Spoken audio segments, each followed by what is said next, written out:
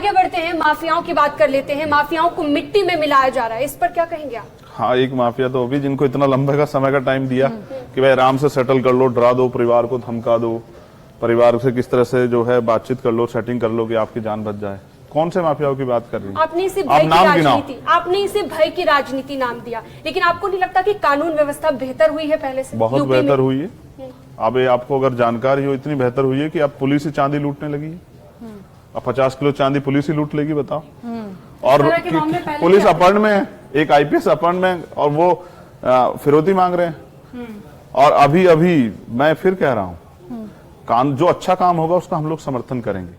अच्छा, लेकिन अगर उसके नाम पे अपने विरोधियों को, विपक्ष के लोगों को डराना धमकाना, उन पर मकान बुलडोजर चलाना, अगर इसको आप कानून व्यवस्था कहते हैं तो मैं इस लेकिन धर्मांतरण और लव जिहाद के मामले भी तो बढ़ते जा रहे हैं। अब बात अगर यहाँ पर मामलों की हो रही है तो इस पर आपका क्या सोचना है? गलत है। अगर कोई किसी बैड इंटेंशन से किसी का धर्मांतरण कराए, धर्मांतरण तो बिल्कुल गलत है, मैं इसका समर्थन नहीं करता।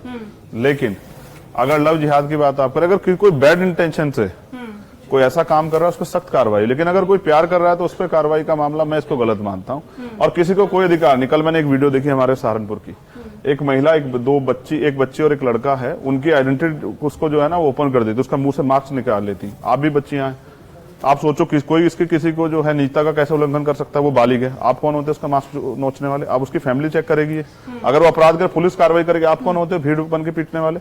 आपको किसने अधिकार दिया? ये सब दोनों तरफ है। चंद्रशेखर जी, ये दोनों तरफ है। मैंने कुछ मुस्लिम बच्चों की वीडियो भी देखी जो इस तरह लड़कियों को कर रहे हैं, और मैंने कुछ हिंदू बच्चों की वीडियो देखी जो इस तरह कर रहे हैं। मैं दोनों खिलाफ। चंद्रशेखर जी, देखिए धर्मांतरण की बात क्योंकि हो रही है, और धीरेन्द्र शास्त्री तो आप सुन ही रहे हैं उनको, तो उनकी इस सोच को, हिंदू राष्ट्र वाली सोच को से आप कितना इत्तेफाक रखते हैं? बस ये बहुत अच्छा सवाल किया आपने। क्या आप संविधान के खिलाफ हैं?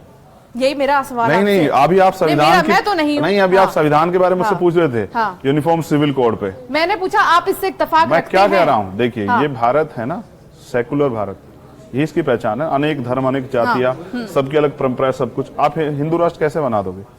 और वो हिंदू राष्ट्र का एजेंडा क्या है आप पे? एक बड़े, अब हमने तो सीजीआई साहब को सुना, उन्होंने कहा आप एक हिंदू गांव भी बना के दिखा दो, उसकी क्या विविधताएं होंगी, उसको किसको क्या अधिकार होंगे, यही बता दो आप। उसमें कौन ऊपर बैठेगा, कौन नीचे बैठेगा, कौन शासन चलाएगा, कौन जो है सुरक्षा करेगा, यही बता दो। तो कोई एजेंडा नहीं है, सिर्फ राजनीतिक एजेंडा और कुछ नहीं है। और एक सेकंड, देश के प्राइम मिनिस्टर हिंदू हैं, बहुत सारे स्टेट में चीफ मिनिस्टर हिंदू हैं, प्रमुख सचिव से लेके बहुत सारे अधिकारी हिंदू हैं। और कौन सा हिंदू राष्ट्र बनाना है भाई? जो सबको प्रतिनिधित्व देना पड़ेगा ना, वरना तो फिर अगर एक ही विचारधारा के सब लोग हो जाएंगे, सोचो इस पूरे न्यूज रूम में अगर एक ही विचारधारा के लोग हो जाएं तो दूसरे लोगों की तो बात ही नहीं होगी ना। आप खुले मंच पर अपनी बात रख रहे हैं और उसके बाद में आप कह रहे हैं कि अधिकार नहीं है। अच्छा, आप इसको भी छीन लेना चाहते हो? नहीं, छीन लेना चाहते नहीं है, आपको अधिकार दिया। देखिए नहीं, ये किसने दिया है? धीरेन्द्र शास्त्री को भी अधिकार है। बिल्कुल अधिकार है, देश के कॉन्स्टिट्यूशन के खिलाफ बोलने का उनको अधिकार है, लेकिन उन पर कार्रवाई का अधिकार भी पुलिस को होना चाहिए।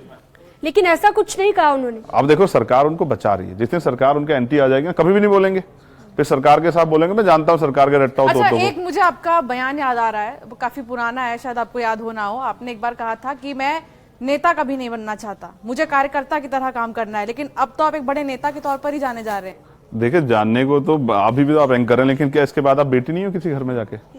किसी घर की बहू भी हो सकती हो, किसी की चाची, किसी की बुआ भी हो सकती हो, किसी भाभी भी हो सकती है। अच्छा नेता के नाम से जाना नहीं, मैं फिर कह रहा हूँ, देखिए हमारी जो मूवमेंट है, हम जो काम कर रहे हैं जिस उद्देश्य के लिए, वो राजनीति उसका एक सिंगल पार्ट है। जब हम सामाजिक परिवर्तन की बात करते हैं कि चाहे जेंडर के आधार पे हो, चाहे वो जाति के आधार पे हो, धर्म के आधार पे, गैर बराबरी नहीं होनी चाहिए, चाहे वो आर्थिक आधार पे हो। तो जिस मूवमेंट की हम बात करते हैं गैर बराबरी के खिलाफ, वो मूवमेंट में हम कार्यकर्ता बन के अच्छा काम कर सकते हैं। नेता तो यहाँ बहुत है, और नेता होता है, नेता जनता को देता नहीं है। आप खुद को नेता नहीं मानते? हाँ, मैं कार्यकर्ता हूँ, तभी तो आपके बीच में खड़ा हूँ। अच्छा, नेता होता तो आपसे पहले पूछता कि भाई खड़े होकर बात करनी है, बैठ के बात करनी है। मैं तो एक सामान्य कार्यकर्ता हूँ, आपकी तरह खड़ा नहीं हूँ। देखो।